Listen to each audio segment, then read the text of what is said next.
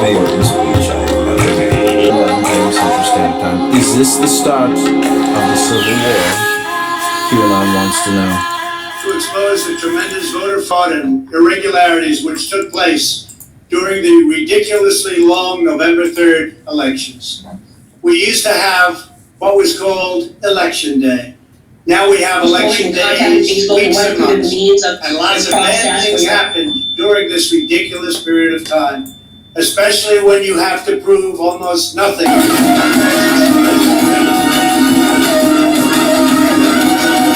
I have no higher duty than to defend the laws and the Constitution of the United States.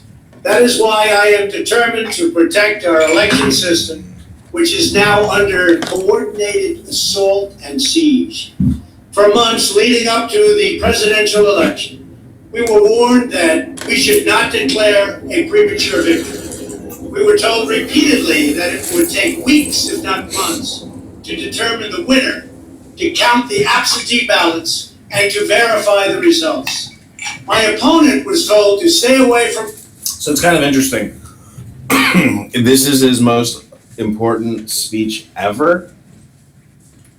Well, how could this speech be more important than maybe his inauguration speech or maybe his pre-election speech in 2016?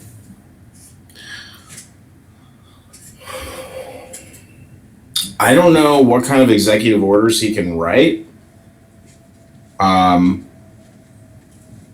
But he calls out this Durham. And he's like, I never met the guy. I don't know who he is. Supposedly he's writing some report. Maybe we'll see something, but he's been doing a year and a half, never saw shit. It was very interesting. I wonder what this Durham is going to release. And they're already calling out William Barr for being a little punk bitch. I don't know. I like William Barr. I think he's honestly probably a great guy. He knows real national secrets, especially about 9/11, because he was in the Bush administration. So William Barr is really kind of an architect, grand architect, mafioso leader in the United States government. I don't know if you know that. William Barr is a very powerful person, insanely powerful. So here's Trump's most important speech. From the election, don't campaign. We don't need you. We've got it. This election is done. In fact, they were acting like they already knew what the outcome was going to be.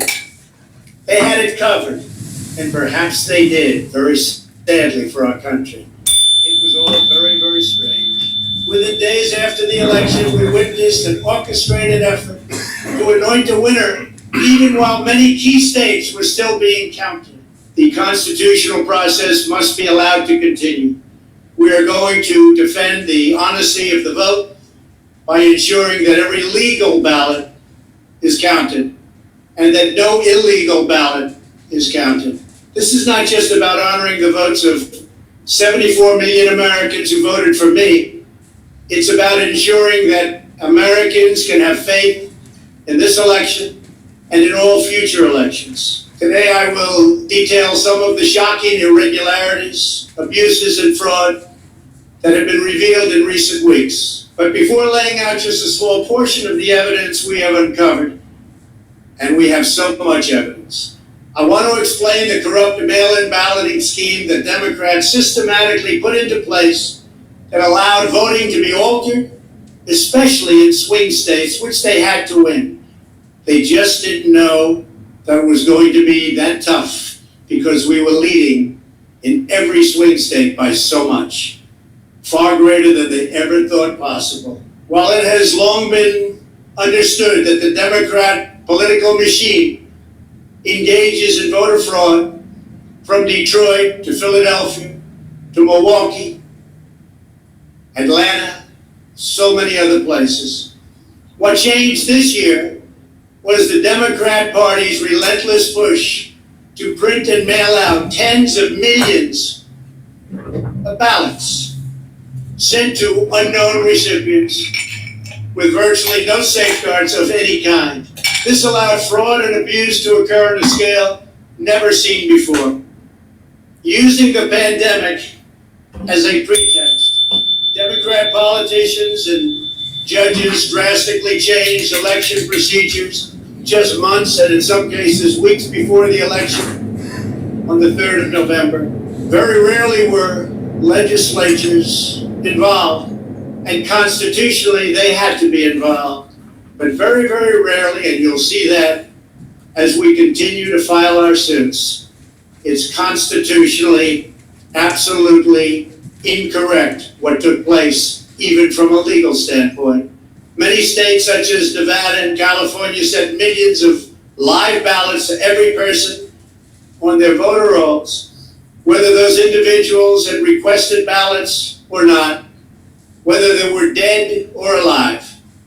They got ballots. Other states, such as Minnesota, Michigan, and Wisconsin, instituted universal absentee balloting right in the middle of an election year, sending absentee ballot request forms to all voters on all rolls. It didn't matter who they were. This colossal expansion of mail-in voting opened the floodgates to massive fraud. It's a widely known fact that the voting rolls are packed with people who are not lawfully eligible to vote, including those who are deceased, have moved out of their state, and even are non-citizens of our country. Beyond this, the records are riddled with errors, wrong addresses, duplicate entries, and many other issues. This is not disputed. It has never been disputed. Dozens of counties in the key swing states have more registered voters on the rolls than they have voting age citizens, including 67 counties in Michigan. All of this is evidence. In Wisconsin, the state's Board of Elections could not confirm the residency of more than, but repeatedly refused to remove those names from its voter rolls before the election. They knew why, nobody else did. I knew why. They're illegal voters. It is a travesty that in the year 2020, we do not have any means of verifying the eligibility of those who cast ballots in an election, and such an important election it is, or determining who they are, whether they live in the state, or whether they're even American citizens. We have no idea. We have in all swing states major infractions or outright or votes that we need to overturn the results of a state. In other words, in Wisconsin, as an example, where on election night, they ultimately had us miraculously losing by 20,000 votes. And I can show you right here that Wisconsin, we're leading by a lot. And then at 3:42 there was this. It was a massive dump of votes. Mostly Biden, although Biden. And to this day, everyone's trying to figure out where did it come from. But I went from leading by a lot to losing by a little. And that's right here. That's at 3:42 in the morning. That's Wisconsin. A terrible thing. Terrible, terrible thing. But we will have far more, many times more, than the 20,000 votes needed to overturn the state. If we are right about the fraud, Joe Biden can't be president. We're talking about hundreds of thousands of votes. We're talking about numbers like nobody has ever seen before. Just as an example, in certain states, we'll be down by, let's say, 7,000 votes. But we'll find later on 20,000, 50,000, 100,000, 200,000 discrepancies or fraudulent votes. And that includes votes that went through when they were not allowed to be seen by Republican poll watchers because the poll watchers were locked out of the building. Or people that innocently came to vote on November 3rd, who were all excited about their vote.